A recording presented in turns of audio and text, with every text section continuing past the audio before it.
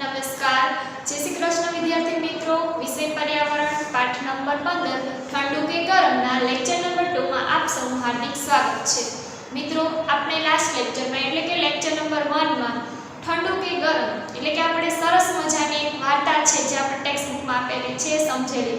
તો આપણે lecture number 1 માં જે વાર્તા કરી હતી, જે વાર્તા આપણે સમજ્યા એનું થોડીક આપણે યાદ કરી લઈએ પહેલા. તો સૌથી પહેલા તો આપણને વાર્તામાં કીધું છે કે એક કઠિયારાની વાત કરવામાં આવી છે. કઠિયારો એટલે શું? તો કે જે વ્યક્તિ લાકડા કાપે છે એ કઠિયારાના નામથી ઓળખાય છે. તો આ કઠિયારો છે એ જંગલમાંથી ઘણા બધા લાકડા કાપી આવે છે અને પછી એ બધા લાકડા છે શહેરમાં વેચતો હોય છે. અને એ જે લાકડામાંથી જે વેચી અને જે પૈસા મળે છે એમાંથી પોતાનું ગુજરાન ચલાવે છે, એટલે કે પોતાની જરૂરિયાતની વસ્તુ, ખાવા પીવાની વસ્તુઓ ખરીદે છે. તો આ રીતે આ કઠિયારો છે એક દિવસ જંગલમાં ખૂબ દૂર સુધી લાકડા કાપવા માટે જતો રહે છે. અને ઠંડીનો સમય હતો, એટલે કે ખૂબ જ ઠંડી હતી ત્યારે, એટલે દૂર સુધી જાય છે લાકડા કાપવા માટે. તો એ પોતાનું જે કામ હોય છે રોજનું એ ચાલુ કરે છે લાકડા કાપવાનું. લાકડા કાપે છે, શિયાળાનો સમય હતો અને એ જોવે છે કે પોતે લાકડા કાપે છે અને થોડી વાર થાય તો એના હાથ છે એ ખૂબ જ ઠંડીના લીધે થીજી જતા હોય છે, એટલે કે ખૂબ ઠંડા થઈ જાય છે. જેના કારણે એ શું કરે છે તો કે પોતાની કુહાડી છે બાજુ પર મૂકી અને પછી પોતાના હાથ ઉપર ફૂંક મારવા લાગે છે. અને એના હાથને જે ફૂંક મારે છે એનાથી શું થાય છે તો કે એના હાથ છે એ ગરમ થઈ જાય છે, એટલે ફરીથી એ પોતાનું લાકડા કાપવાનું કામ છે શરૂ કરી દે છે. તો આ બધું છે એ એક ત્યાં દૂર ઊભેલો એક માણસ હોય છે. જે માણસ છે એનું કદ સાવ નાનું હોય છે. તો એ માણસનું નામ હોય છે મિયા બાલિસ્તીએ. તો આ મિયા છે ત્યાં દૂર ઊભો જોતો હોય છે. હવે એ વારંવાર કઠિયારો છે એ લાકડા કાપવા જતો હોય છે, લાકડા કાપે છે અને વારંવાર શું કરે છે, થોડી વારે અને થોડી વારે પોતાના હાથ ઉપર ફૂંક મારે છે. હવે મિયા છે આ બધું જોતો હોય છે એટલા માટે એને પ્રશ્ન થાય છે અને પોતાની જાત સાથે વાત કરતો હોય છે કે આ વ્યક્તિ શું કરે છે, થોડી વાર થાય તો લાકડા કાપે છે ને થોડી વાર પોતાના હાથને મોં પાસે લઈ જઈ અને ફૂંકો મારે છે. તો એનાથી રહેવાતું નથી, એટલે શું કરે છે કે જે કઠિયારો છે એની પાસે જાય છે અને મિયા છે એની પાસે જઈ અને પૂછે છે કે જો તમને કંઈ વાંધો ન હોય તો મારે તમને કંઈક પૂછવું છે. એટલે મિયાને જોઈ અને પહેલા તો કઠિયારો છે આશ્ચર્યચકિત થઈ જાય છે, કારણ કે એનું કદ છે સાવ નાનું હોય છે. જે નાના બાળકનું કદ કેવું હોય, નાનું, એવું એનું કદ હોય છે. સામાન્ય આપણે માણસો એની હાઈટ કેટલી હોય તો એવું નથી હોતું, પણ એ માણસ છે સાવ નાનો હોય છે. એટલે પોતાને હસવું આવે છે પણ પોતે પોતાની હાસ્ય છે છુપાવી લે છે. અને પછી કઠિયારો છે મિયાનો જવાબ આપતા કહે છે કે હા, તમારે જે પૂછવું હોય તે પૂછો, મને કાંઈ વાંધો નથી. એટલે કઠિયારાને મિયા છે પૂછે છે કે તમે વારંવાર તમારા હાથો પર ફૂંક શા માટે મારો છો? તો કઠિયારાનો જવાબ આપતા કહે છે કે મારા હાથ છે આ ઠંડીના કારણે, શિયાળાના કારણે કેવા થઈ જાય છે તો કે ઠંડા થઈ જાય છે, એકદમ થીજી જાય છે. જેના કારણે હું મારા હાથ ઉપર ફૂંકો મારું છું, જેનાથી એને ગરમાશ મળે છે. એટલા માટે હું મારા હાથ ઉપર વારંવાર ફૂંક મારું છું. હવે આ બધું વાત સાંભળી અને મિયા છે એને થોડી વાર તો કંઈ સમજાતું નથી, પરંતુ પછી એ સાંભળી અને પાછી ત્યાંથી જતો રહે છે. હવે એ જ્યાં ઊભો હોય છે મિયા થોડે દૂર ખૂણામાં ઊભો કઠિયારાનું નિરીક્ષણ કરતો હોય છે અને ત્યાં જઈ અને ફરીથી એ પાછું કઠિયારાનું નિરીક્ષણ કરવાનું ચાલુ જ રાખે છે. હવે બપોરનો સમય થાય છે. બપોરનો સમય થાય છે એટલે કઠિયારાને ખૂબ જ ભૂખ લાગે છે. હવે ભૂખ લાગે છે એટલા માટે પોતે પહેલા 2 પથ્થર શોધે છે અને પછી એક વાસણમાં બટાટા છે બાફવા માટે મૂકે છે. હવે શિયાળાનો સમય હતો એટલા માટે લાકડા છે એમાં ઝડપથી આગ લાગતી નથી, કારણ કે લાકડા છે ભેજવાળા થઈ ગયા હોય છે અને એ લાકડામાં વ્યવસ્થિત સરખી આગ લાગે એટલા માટે જે કઠિયારો છે એ શું કરે છે તો કે એ લાકડામાં સરખી આગ લગાવવા માટે ફરીથી શું કરે છે, ફૂંક મારે છે. અને આ બધી બાબત છે એનું નિરીક્ષણ કોણ કરતું હોય છે? જે મિયા છે બાલિસ્તીએ એનું નિરીક્ષણ કરે છે. અને એ કઠિયારો છે આગ લાગે છે, વ્યવસ્થિત આગ લગાડવા માટે શું કરે છે, ફૂંક મારે છે. અને પછી એ થોડી વારમાં એના જે બટાટા હોય છે જે બાફવા માટે મૂક્યા હોય છે એ બફાઈ જાય છે અને એને ભૂખ ખૂબ લાગી હોય એટલા માટે એ જે ગરમ બટાટા હોય છે એને વાસણમાંથી કાઢી અને પોતે હાથમાં લઈ અને એને ફૂંક મારવા માંડે છે. હવે એ ફૂંક માર જે બટાટા ઉપર ફૂંક મારે છે એ બધું આ મિયા છે એ જોવે છે. હવે એ મિયા છે પોતાની જાત સાથે જ વાત કરે છે કે જો આ માણસ છે પહેલા શું કરતો હતો કે પોતાના હાથને ગરમ કરવા માટે ફૂંક મારતો હતો અને હવે એ આગ લગાડવા માટે ફૂંક મારે છે. શું એના મોંમાં આગ છે? અને પછી હવે જે કઠિયારો છે એ શું કરતો હોય છે તો કે બટાટાને ઠંડા પાડવા માટે ફૂંક મારતો હોય છે.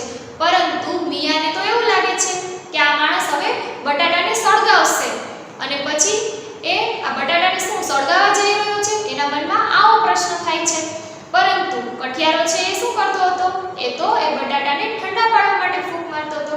ઠંડા પાડી અને પછી પોતે ખાઈ જાય છે બટાટા. તો આ રીતે બધું કઠિયારો છે એ કરે છે, જેના કારણે જે મિયા છે એને પાછો પ્રશ્ન થાય છે.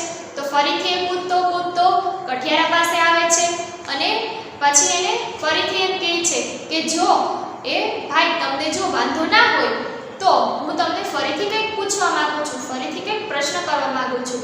કઠિયારો છે સારો માણસ હતો એટલે કહે છે કે ના ના મારા નાના મિત્ર, મને કંઈ વાંધો નથી, તમારે જે પૂછવું હોય તે તમે પૂછી શકો છો.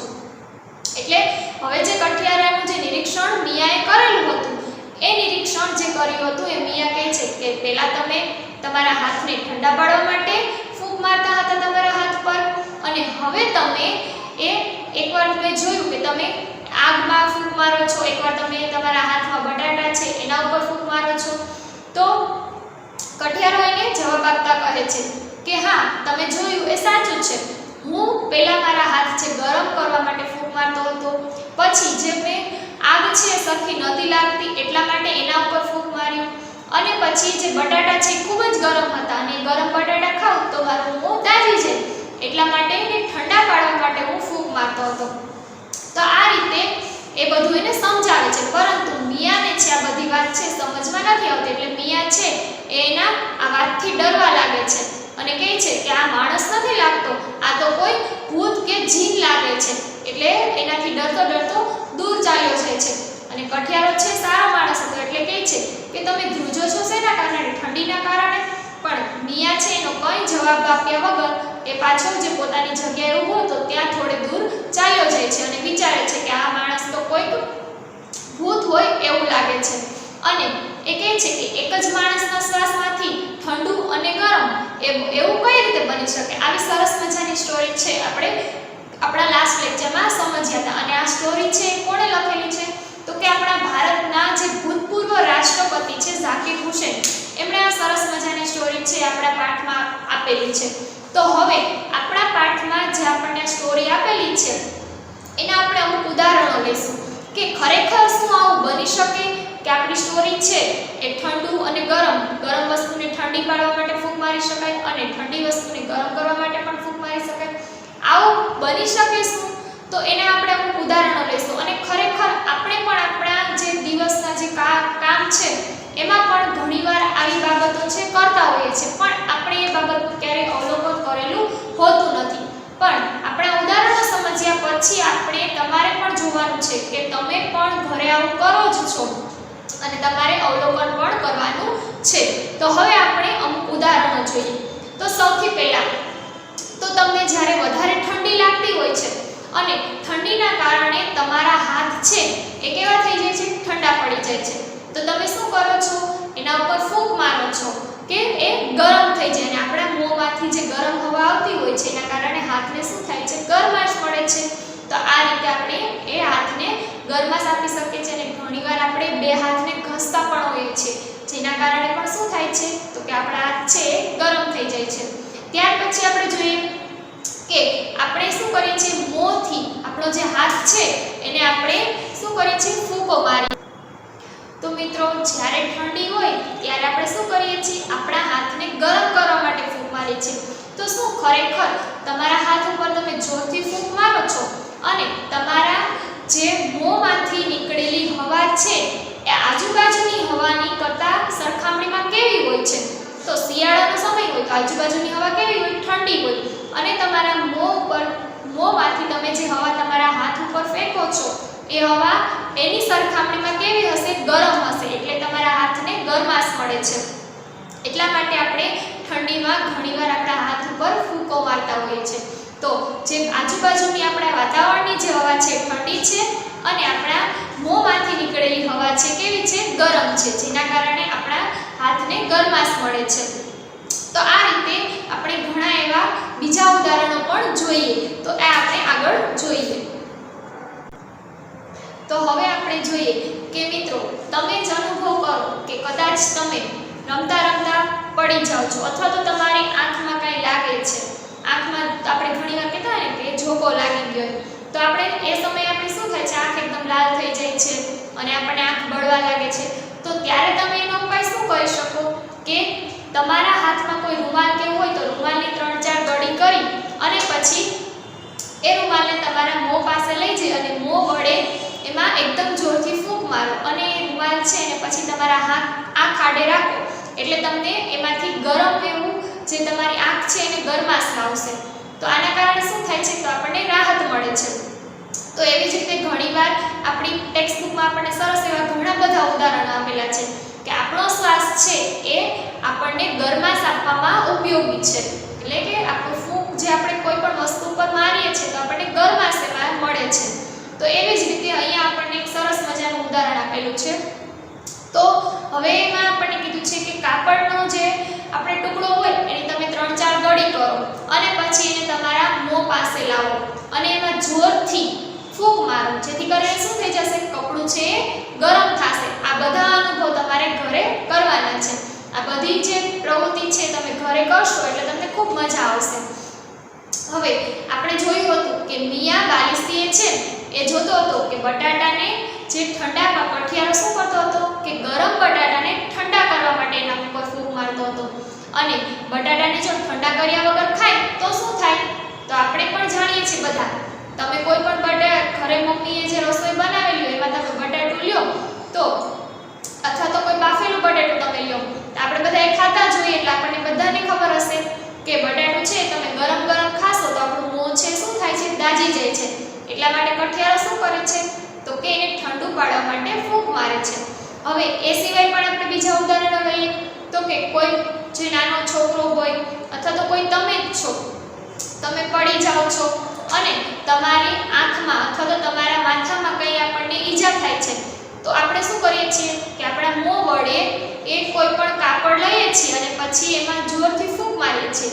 એ કાપડ ગરમ થઈ જાય છે અને પછી આપણને જે ઈજા થઈ હોય ત્યાં આપણે એ રાખીએ છીએ, જેથી કારણે આપણે જે ઈજા થઈ હોય ત્યાં શું થાય છે, આપણને ગરમાશ મળે છે અને રાહત પણ મળે છે. હવે એવી જ રીતે આપણે ઘણીવાર કંઈ ગરમ વસ્તુ ખાતા હોય તો આપણને શું થાય છે, તો કે આપણી જીભ છે એ દાજી જાય છે. ઘણીવાર તમે પણ આવો અનુભવ કરેલો હશે કે તમે એકદમ ગરમ વસ્તુ ખાઈ લો છો, તમને ખબર નથી કે આટલી બધી ગરમ હશે અને તમે ખાઈ લો પછી શું થાય, તમારી જીભ છે દાજી જાય છે. પછી તમે જ્યારે બીજી ચમચી ખાવા જશો ત્યારે શું કરશો, તો કે એને પહેલા ફૂંક મારશો, એને થોડું ઠંડુ કરશો ફૂંક મારીને અને પછી એને ખાશો. એટલે તમને પહેલી વાર જે તમે ખાધું એના કરતાં કેવું લાગશે, થોડું ઓછું ગરમ લાગશે. તો આ રીતે આપણે ફૂંક મારીને કોઈ પણ ગરમ વસ્તુ છે એને થોડી ઠંડી કરી અને પછી જ ખાઈએ છીએ. જેમ કે તમારા ઘરે જે રસોઈ બને છે, દાળ, રોટલી, ભાત, આ બધી વસ્તુ ગરમ છે. હવે તમારે એને જમવું છે પરંતુ એ ખૂબ ગરમ છે તો તમે શું કરશો, સૌથી પહેલા તો કે એ વસ્તુ તમે એક તમે બટકું ખાતા જશો અને એના ઉપર શું કરશો, પહેલા ફૂંક મારશો અને પછી તમે એને મોંમાં મૂકશો. આ રીતે તમે એને ઠંડુ કરીને જ ખાઓ છો. એ સિવાય કોઈ નાના બાળકને જમાડતા હોય તો પણ આપણે શું કરીએ છીએ, એને ગરમ ના લાગે એટલા માટે દરેક જે આપણે એને જમાડીએ છીએ વસ્તુ એ પહેલાં સૌથી પહેલાં આપણે એને ફૂંક મારીએ છીએ અને પછી એને ખવડાવીએ છીએ, જેથી કરીને નાનું બાળક છે એને ગરમ ન લાગે. આવું આપણે ઘણીવાર આપણી આજુબાજુ જોયું હશે અથવા તો આપણા ઘરમાં પણ આપણે આવું જોયું હશે અને જો કોઈ ન જોયું હોય તો હવે પછી આપણે આ બધી બાબતોનું નિરીક્ષણ કરીશું અને આપણે જોઈશું કે શું ખરેખર આવું બને છે. ત્યાર પછી આપણને એક સરસ મજાનું બીજું ઉદાહરણ આપેલું છે કે એક મિની નામની છોકરી હોય છે, એ ચા પીતી હોય છે. તો હવે સૌથી પહેલાં તો ચા પીતા પહેલાં એ પોતાની ચામાં ફૂંક મારે છે. શા માટે, તો કે એને ચા પીતા પહેલાં એ ચા છે કેવી છે, ગરમ છે. હવે ચાને ઠંડી કરવા માટે એ ફૂંક મારે છે. તો શું એની ચા છે ખૂબ ગરમ છે, એટલે કે તમારા મતે શું થાય, તો કે એની ચા છે ગરમ છે એટલા માટે જે ફૂંક મારે છે, તો કે હા, આપણને બધાને ખબર કે ચા છે એ ખૂબ ગરમ હશે એટલા માટે જે ફૂંક મારતી હોય છે. અને આપણને એ પણ કે મિનીની ચા છે એ વધારે ગરમ છે કે પછી એના મોંમાંથી જે હવા છે એ બહાર નીકળે છે એ? તો વધારે ગરમ શું હશે? મિનીની ચા ગરમ હશે કે પછી એના મોંમાંથી જે હવા નીકળે છે એ ગરમ? તો આપણને તરત જ જવાબ મળી જાય કે મિની ચા છે એ વધારે ગરમ છે અને એના મોંમાંથી જે હવા નીકળે છે ઠંડી છે, એ એની ચાને ઠંડી પાડવા માટે ફૂંક મારે છે, એટલા માટે એની ચા છે વધારે ગરમ કહેવાય. ત્યાર પછી આપણે બીજું ઉદાહરણ લઈએ. એક સોનુ નામની છોકરી હોય છે, એને ખૂબ જ ઠંડી લાગે છે. હવે એ શું કરે છે? તો કે એને ઠંડી લાગે છે એટલા માટે એના હાથ ઉપર ફૂંકો માર્યા જ કરે છે. હવે અત્યારે શિયાળાની ઋતુ છે, જ્યારે ખૂબ ઠંડી પડશે ત્યારે આપણે બધા પણ આવું જ કરશું. તો એના હાથ ઉપર શું કરે છે? ફૂંકો માર્યા જ કરે છે. હવે આપણે એ વિચારવાનું છે કે શું વધારે ઠંડુ છે, એટલે કે એના હાથ વધારે ઠંડા છે કે પછી એના જે મોંમાંથી જે હવા નીકળે છે એ વધારે ઠંડી છે? હવે એના હાથ ઉપર ફૂંક મારે તો એ વધારે ઠંડા થઈ જાય. જો આપણા મોંમાંથી જે હવા નીકળે છે, જે શ્વાસ નીકળે છે એ ઠંડો હોય તો શું થાય? તો એના હાથ વધારે ઠંડા થઈ જાય. પરંતુ એના હાથ ઠંડા છે એટલા માટે એ ફૂંકો મારે છે, એટલે કે જે સોનું છે એના હાથ વધારે ઠંડા છે, જ્યારે આપણા મોંમાંથી જે હવા નીકળે છે કેવી છે? ગરમ છે. એટલે અહીંયા આપણને શું આન્સર મળશે? કે સોનુના હાથ છે વધારે ઠંડા છે, એટલા માટે આપણી જે હવા છે કેવી છે? મોંની ગરમ છે. મિત્રો, આપણે જોયું કે જે આપણા પાઠમાં આપણને સરસ વાતો કરવામાં આવી છે કે હવા ઠંડી હોય, ગરમ હોય, તો આપણે ઘણા બધા ઉદાહરણો દ્વારા પણ સમજૂતી મેળવી. તો આપણે હવે સરસ મજાનું બીજું ઉદાહરણ લઈએ અને બધા તમે જે પ્રવૃત્તિ છે એ પ્રવૃત્તિ ઘરે કરશો તો તમને ખૂબ મજા આવશે. તો આપણે જોઈએ, કાગળની સિસોટી બનાવો. હવે તમારે શું કરવાનું છે? તો કે કાગળની સિસોટી બનાવવાની છે. આ પ્રવૃત્તિ છે તમે ઘરે વ્યવસ્થિત રીતે વાંચતા જજો અને તમારી ટેક્સ્ટ બુકમાંથી વાંચી અને એ પ્રવૃત્તિ છે એ કરી શકો છો. તો હવે એમાં જોઈએ, 12 સેમી લાંબો અને 6 સેમી પહોળો કાગળનો ટુકડો લો. એક કાગળ લેવાનું છે, એ કાગળને 12 સેમી લાંબો અને પહોળો કેટલો? 6 સેમી આવો એક કાગળનો ટુકડો લેવાનો છે. ત્યાર પછી શું કરવાનું છે? કાગળને અડધેથી વાળો, એટલે કે કાગળ છે એને વચ્ચેથી શું કરી દેવાનું છે? વાળી દેવાનું છે. મધ્યમાંથી નાનું કાણું બનાવો. હવે કાણું છે કાગળમાં પાડવાનું છે, એટલે કે એક્ઝેક્ટ જે તમે કાગળ વાળ્યો છે એને કાગળને વાળ્યા પછી મધ્યમાં, એટલે કે એકદમ વચ્ચેથી એમાં મધ્યમાંથી કાણું પાડવાનું છે. કાણું બનાવી અને એને કાપી નાખવાનું છે. ત્યાર પછી જોઈએ, બંને બાજુથી કાગળને ઉપરની તરફ વાળો. હવે કાગળના જે તમે પહેલા વચ્ચે એક ઘડી પાડેલી છે, પછી જેના છેડા છે એને થોડા, આખા નહીં પણ એને થોડા અંતરથી વાળવાના છે. બંને બાજુથી થોડા થોડા વાળી દેવાના છે. આપણને આજે અહીંયા આપણને લખેલી છે એની રીત કે આ પ્રવૃત્તિ છે કરવા માટે આમ કરો. તો એ સિવાય પણ આપણી ટેક્સ્ટ બુકમાં આપણને ચિત્ર સાથે આપેલી છે.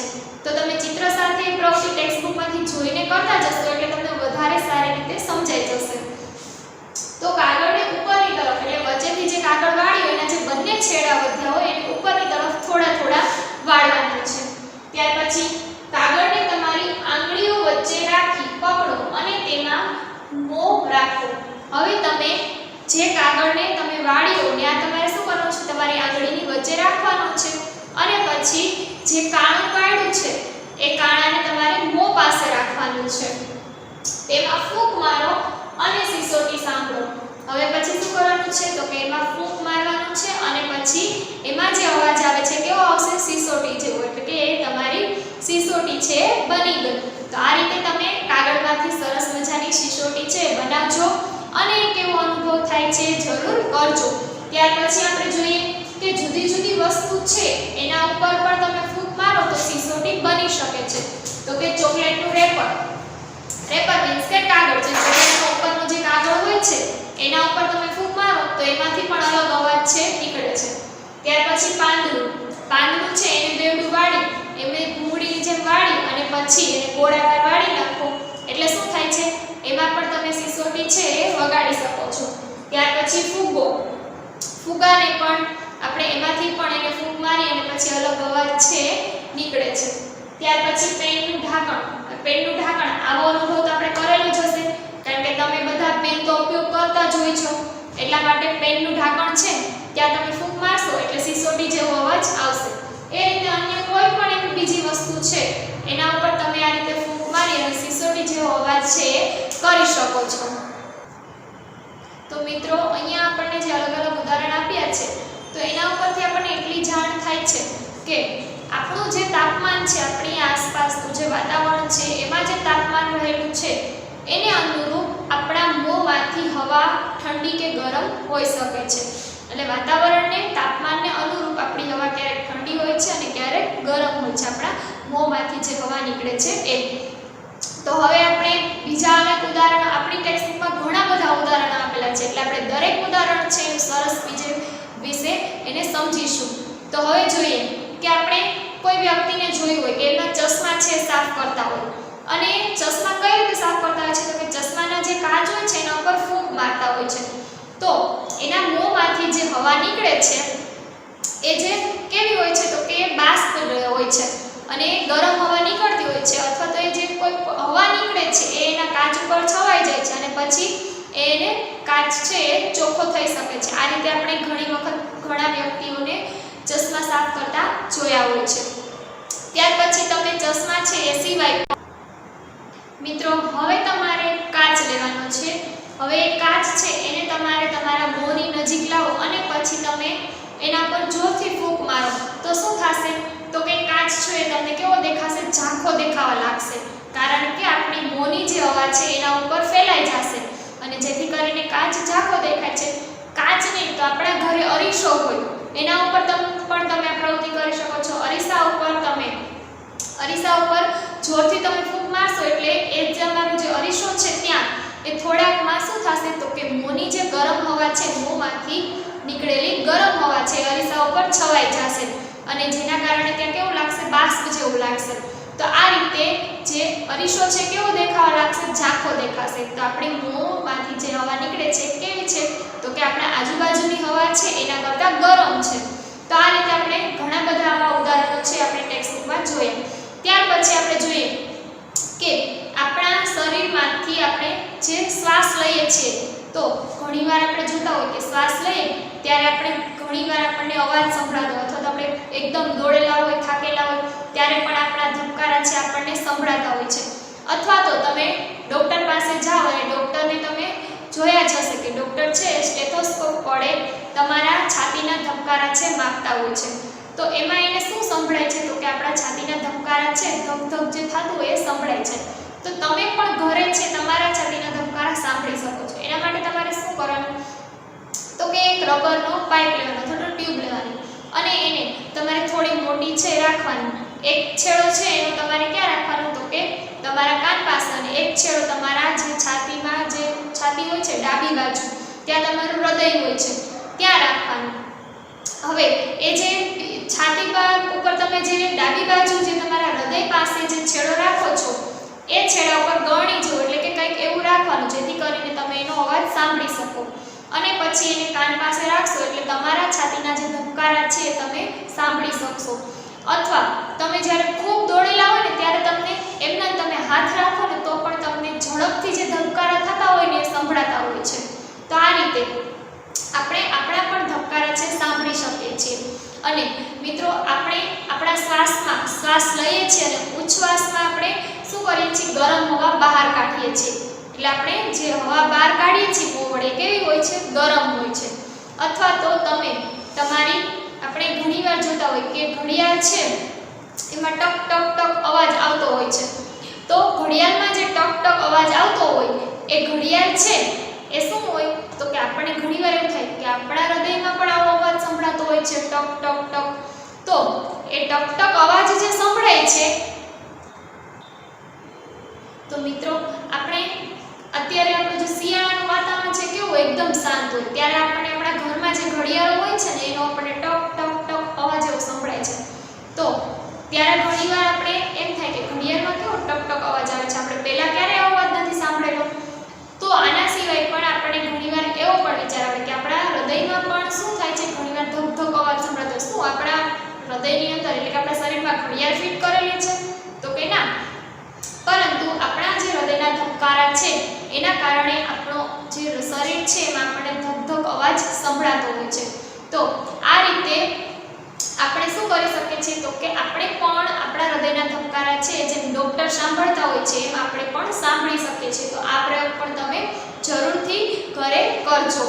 એ સિવાય હવે આપણે જોઈએ કે આપણી જે ટેક્સ્ટ બુક છે એમાં તમને કીધેલું છે આ સરસ મજાની આવી ઘડિયાળની જે પ્રવૃત્તિ છે કે તમારા શરીરની અંદર શું ઘડિયાળ છે તો કે ના, આપણા શરીરની અંદર ઘડિયાળ નથી, પરંતુ આપણા હૃદયના ધબકારા છે ઘડિયાળની જેમ ધક એટલે કે ધક એવો અવાજ આવે છે, જ્યારે ઘડિયાળમાં ટક એવો અવાજ આપણે સાંભળતા હોઈએ છીએ.